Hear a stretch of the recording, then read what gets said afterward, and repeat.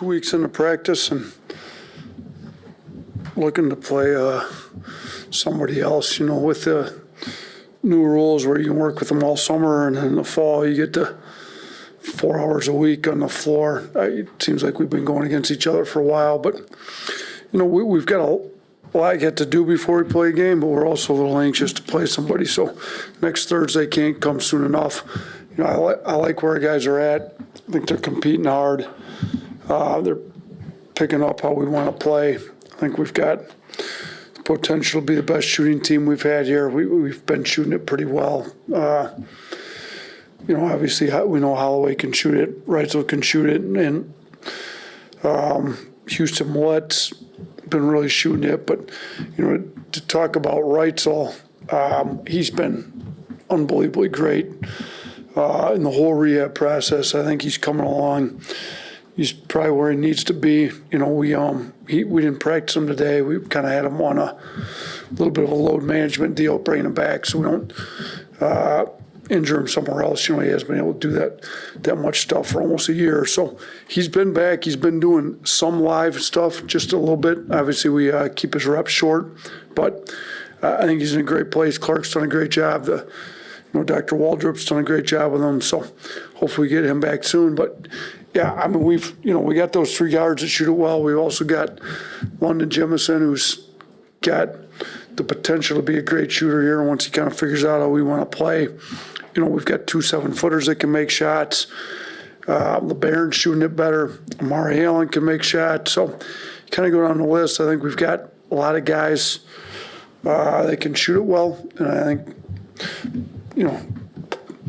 plays into the way that we want to play on the offensive end. So defensively, we know we've got to be a little bit better than we were last year. We're getting there. Coach Adams done a good job, I think, in the offseason, kind of pinpoint some stuff we can be better at. So we've been working at it. But, open for questions if you guys got any other questions for us. Starting Nick Oats. Yeah, you talked about Houston, but what do you think for his game that he's going to be able to take the biggest jump from what you guys even just saw in practice last season? Yeah, he's so smart. He, when you're talking about different coverage solutions versus different coverages, both on the ball and off the ball, he's got them all. He asks the best questions. He studies the most film. So, I think he shoots it at a really high level, but he's also just got a high IQ that he knows when to make the right plays, when to cut, when to screen, who to screen, what kind of angle to set on the screen, all that little stuff. He's not an exceptional athlete, but he's an exceptional thinker, exceptional worker, and I think he's going to have a really good year for us. Emily.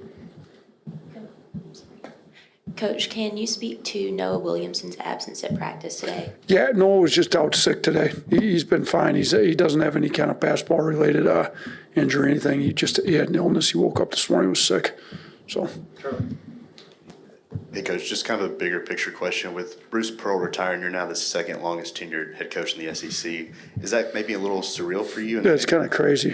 What does that say, though, about what you've built here at Alabama? Yeah, somebody told me that, and I couldn't believe there's 16 teams in the SEC, and I don't feel like I've really been here that long, to be honest with you. I feel like we've got a lot more work to do here. So I think Coach Barnes is number one, and he's been coaching a long time. Obviously, he's been at Tennessee for a good little bit now. But yeah, I guess we've won enough to stick around here for long enough to be the second tenured coach. I think some of the change was, some people chose to leave, some people were fired, but it's kind of the nature of our business. It's a lot of movement. I'm fortunate I'm still here. I've got 3 girls. Lexi's a senior at Alabama this year, so it's great that we've been able to be here since her sophomore year in high school. We moved up here. Now she's about to graduate college, so it's pretty cool. Jossie's a junior this year in high school, so she's been able to mainly grow up here, and then Brielle's in 8th grade. She's pretty much her entire life. This is what she's known, so it's kind of nice. We haven't had to bounce around, try to make new friends. So, we've built a pretty good program. We've competed in the SEC. We've won 2 regular season, 2 tournaments. I think we've won more SEC games than anybody else in the league since we've been here. So when you've got success at a place and they're wanting to continue that success, there's no reason to leave. So it's nice I'm still here. Another Williamson question. What have you seen from him in practice, and has he had an adjustment at all with the pace of play? I think last year you said Cliff had an adjustment to the speed and pace that y'all like to play. Has that been an issue for Williamson or not? Yeah, a little bit. It is for all the transfers. I feel like just because most places don't quite play as fast as we do, and Noah, should he played at Bucknell, super skilled, can play on the perimeter, can make shots, can really pass. I think passing might be his best attribute, but, he can handle the ball enough. He's smart. So, but again, he's not like an elite level athlete, but he is 7 foot and skilled. So the pace is, I don't want to say it's bothering him, but we got to figure out a way, because he's not going to be outrunning everybody up the floor all the time. So I think Coach Fleming's done a good job, figuring out ways to institute him in the offense with his skill set without leaving him behind in transition. So, yeah, we're still going to play fast, but can we play fast? And Aiden Sherrill's, he's a little bit better athlete. He's been here for a year, but again, he's not Grant Nelson or even Cliff running up and down the floor. So both those bigs are super skilled, but we've got to find ways to use them and we'd rather play even faster than what we have here before. So we're going to play fast. Those guys are going to figure it out, and we've got to do a good job figuring out ways to include them without waiting for them to get up the floor. And I think we've been doing a pretty good job of it. Yeah, with Jaleel Bethia out for a little bit, just which guys do you think you could turn to fill what maybe could have been his production if he were healthy at the start of the year? Yeah, and hopefully he comes back soon, because he was playing. He was starting to figure it out when he got hurt. So hopefully we get him back, because he's super talented. But I think some of the freshmen can step in. Amari's been pretty good when he's been healthy. Really good at times. Davion's been elite, particularly on the defensive end. He's super coachable, great kid. So I think those 2 guys in the backcourt a little bit. And, we weren't thin in the backcourt to begin with. If once we get Reitzel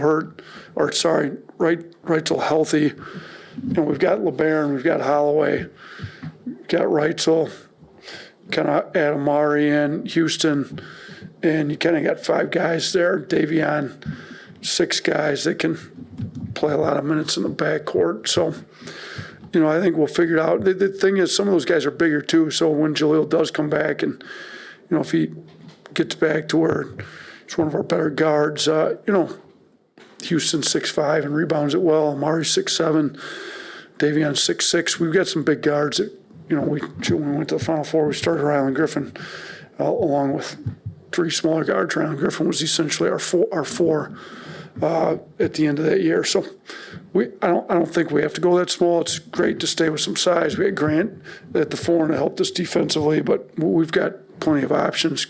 Go small or go big, either way. Why was Taylor Balboa kind of a good fit for your team out of the portal? Yeah, I shot 41% from 3 at Florida State, so kind of spacing 4. He's also versatile. He can play small ball 5. He can, our 4s are more like guards. I think he's smart. He can handle it. He can get a rebound, push it up the floor. So it plays to our speed. You get 6'10" guys that can handle the ball, push it up the floor, space the floor, shooting 3s. And then we've had the bigger guys at the 4 that they can play athletic. When we had Clowney, now we had Bediako at the 5, who's a really good rim protector. But when Clowney was our starting 4, at 6'10", athletic, he could stretch the floor. Our defense was also 3rd in the country that year too. So hopefully a combination of both sides of the ball, he can really, help us make a big jump at that 4 spot.